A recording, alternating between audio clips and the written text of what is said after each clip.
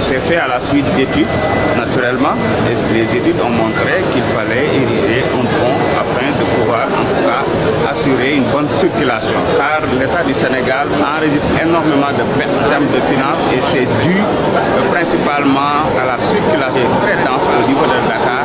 Donc il est important en tant que ministère des Infrastructures de trouver des solutions qui vont faciliter la mobilité au niveau de Dakar. Il y a d'autres solutions parce qu'il faut quand même qu'il y ait une conjonction de plusieurs types de solutions afin de juguler cette question-là de la mobilité au niveau de Dakar. Parce que ça, c'est un problème d'ordre général. Souvent, les ouvrages ou en tout cas les réalisations de l'État sont souvent envahies par les populations et parfois il y a des activités qui y mènent, en tout cas qui ne répondent pas aux normes. Nous avons demandé à nos équipes de travailler en tout cas avec le ministère de l'Intérieur pour trouver des solutions, mettre en place des équipes qui vont s'occuper d'abord de l'entretien, mais surtout qui vont s'occuper de l'ordre au niveau de ces ouvrages-là. Vous avez vu au niveau du TER, c'est ce qui est fait. Il y a une convention qui est signée avec la gendarmerie et tout se passe très bien. Au niveau du BRT, c'est pareil. Nous allons faire la même chose pour les autoponts parce que ça ne sert à rien de construire des ouvrages, dépenser des milliards et après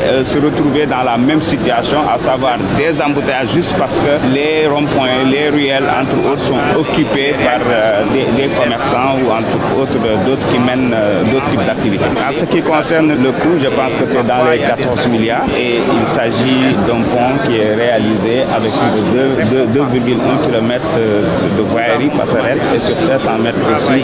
C'est ce qui veut dire que c'est un pont très important pour la mobilité.